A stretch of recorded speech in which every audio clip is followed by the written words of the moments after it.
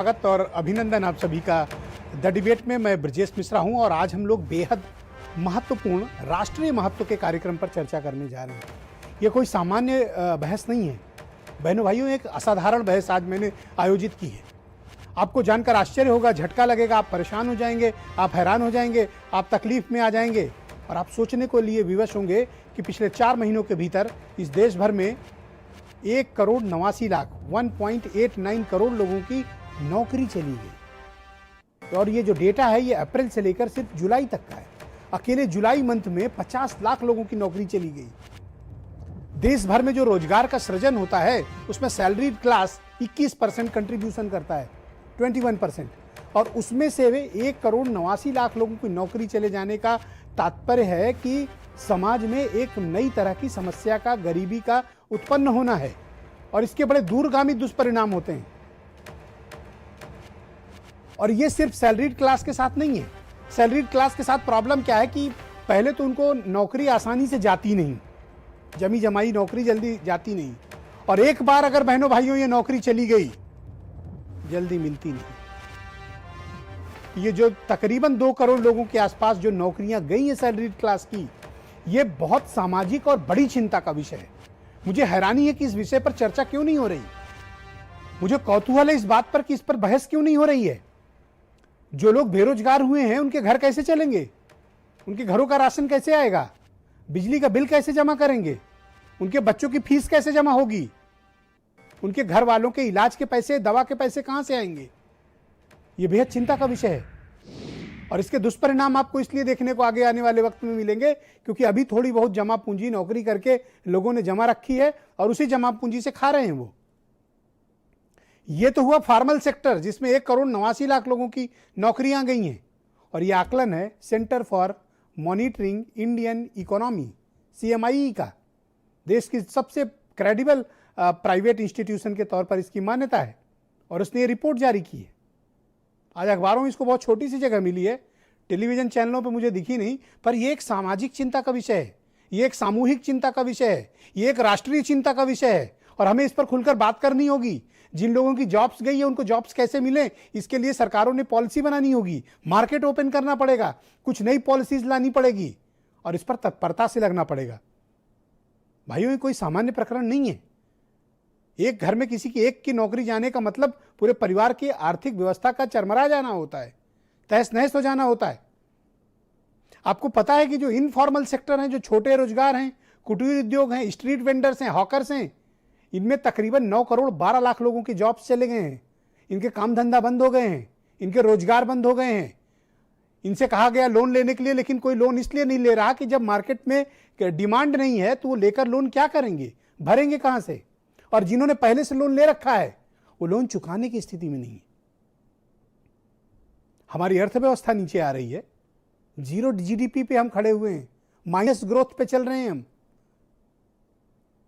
जो अर्थव्यवस्था $5 ट्रिलियन के विजन के साथ बढ़ रही थी, उस अर्थव्यवस्था को भयानक भयानक झटका लगा है।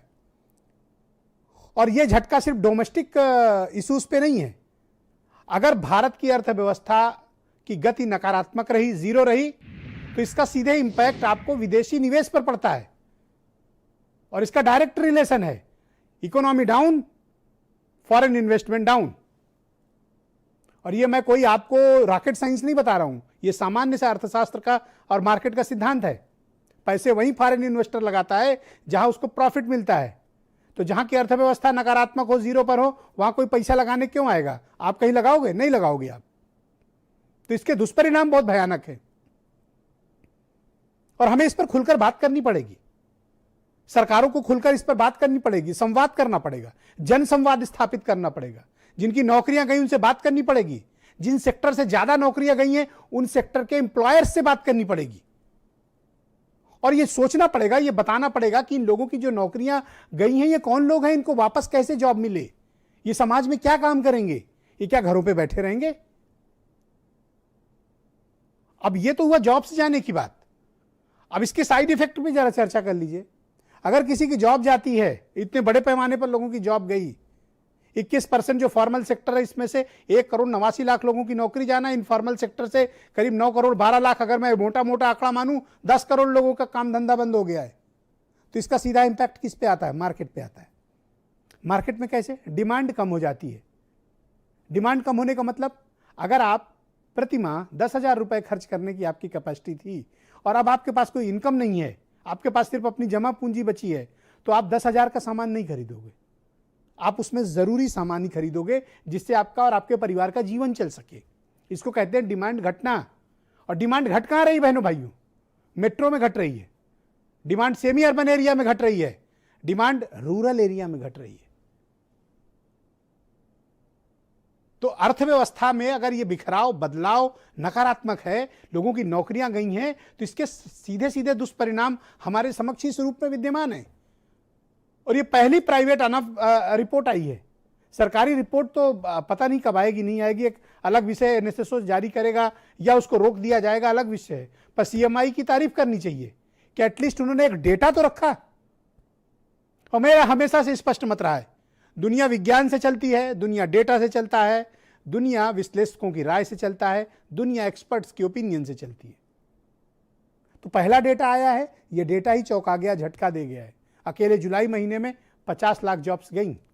अगस्त चल ही रहा है, अभी डेटा आना बाकी है। तो ये मार्केट में हो क्या रहा है और हमारी सरकारें क्या कर रही हैं? क्या मनरेगा में फावड़ा कुदाल चलाना नौकरी देना है? क्या हम एमएसएमई सेक्टर में कोई नौकरियां डेवलप कर पाए? नहीं कर पाए। क्या हमने हैवी इंडस्ट्रीज में कुछ अवसर उत्पन्न कर पाए? नहीं कर पाए। क्या हमने सर्विस सेक्टर में कुछ किया? नहीं, वो तो और नकारात्मक है। तो आप पूछ रहे हो, समझना चाह रहे होंगे कि प्रगति किस क्षेत्र में हो रही है। तो एक इंडिकेटर है जहां प्रगति हो रही है, वो है एग्रीकल्चर सेक्टर, कृषि क्षेत्र, जहां थोड़ी प्रगति दिखी है। और क्यों दिखी है? क्योंकि मजदूर भाई लोग वापिस आ गए हैं गांव में, और सबने ये बात संकल्प कर लिया और सबको ये बात समझ में आ गई है कि आने वाला वक्त एग्रीकल्चर प्रोडक्ट फूड प्रोसेसिंग का है। बाकी नौकरियां कहीं बची नहीं है, काम धंधा बचा नहीं है, जो बचा वो बहुत सीमित है। लोग जमा पूंजी खा रहे हैं इस वक्त, तो लोग अब एग्रीकल्चर की तरफ डाइवर्ट कर रहे हैं खुद को। और जो हमारे भाई लोग लौटे हैं दूसरे राज्यों से, वो कर क्या रहे हैं? अब खेती बाड़ी कर रहे हैं। जिसके पास खेत नहीं, वो खेतों में मजदूरी कर रहा है। तो हमारा एग्रीकल्चर सेक्टर थोड़ा सा उठा है, थोड़ा सा, बहुत ज्यादा नहीं। लेकिन अगर इसको डिमांड को इसकी सप्लाई को डिमांड नहीं मिली, तो ये सेक्टर भी प्रभावित होगा और बहुत बुरी तरह प्रभावित होगा। सामान्य तौर पर टेलीविजन चैनल्स में इस तरह की बहसें नहीं होती, लेकिन मैं चाहता हूं कि राष्ट्रीय चिंता का विषय है। मैं क्यों बार बार कहता हूं कि राष्ट्रीय चिंता का विषय है? क्योंकि जिनकी जॉब्स गई है उनमें से अधिकांश युवा हैं। युवाओं के सपने हैं, उनका एक विजन है, उनका जीवन के प्रति एक लक्ष्य है, उनका जीवन के प्रति एक जवाबदेही है, उनके जीवन के प्रति एक जिम्मेदारी है। उनके साथ उनका परिवार, उनके सपने, उनका कैरियर, पूरा देश, पूरा समाज, पूरा राज्य जुड़ा हुआ है। एक यूथ की नौकरी के जाने का मतलब एक सपने का मर जाना होता है। ये कोई सामान्य बात नहीं है, एक असामान्य है, असाधारण बात है, और हमने इस पर खुलकर बात करनी चाहिए। इसीलिए आज मैंने एक बड़ी डिबेट आयोजित की है, और डिबेट मैंने बहुत पढ़े लिखे लोगों को आमंत्रित किया हुआ है। मेरे साथ ओपी मिश्रा जी मौजूद हैं। OP Mishra ji chartered accountant हैं और भारतीय जनता पार्टी के प्रवक्ता हैं। जूही सिंह जी मेरे साथ मौजूद हैं, समाजवादी पार्टी की स्पोक्स पर्सन है और लंदन स्कूल ऑफ इकोनॉमिक्स की पढ़ी हुई हैं, बहुत ही पढ़ी लिखी प्रवक्ता हैं। मनी सिंघवी जी असिस्टेंट प्रोफेसर हैं और बहुत ही जाने माने अर्थशास्त्री हैं, सामाजिक विज्ञान के बड़े जानकार हैं और लोगों के बीच शोध में इनका बड़ा लंबा वक्त गुजरा है, तो मैं इनका भी बहुत स्वागत करता हूं। मेरे साथ सिद्धार्थ कलहंस जी जुड़ चुके हैं, बिजनेस स्टैंडर्ड के उत्तर प्रदेश के ब्यूरो चीफ और आर्थिक मामलों में उत्तर प्रदेश के सबसे बड़े पत्रकार। और मेरे साथ दो और विद्वान जुड़े हुए हैं, उमाशंकर पांडे कांग्रेस के प्रवक्ता हैं, और राहुल सिंह जी मुझे दिल्ली स्टूडियो से ज्वाइन कर लिए हैं, बहुत ही जाने माने अर्थशास्त्री और पहले की कई डिबेट्स में मेरे साथ रह चुके हैं, और वीरेंद्र सिंह जी हमारे स्टेट हैं। मैं आप सब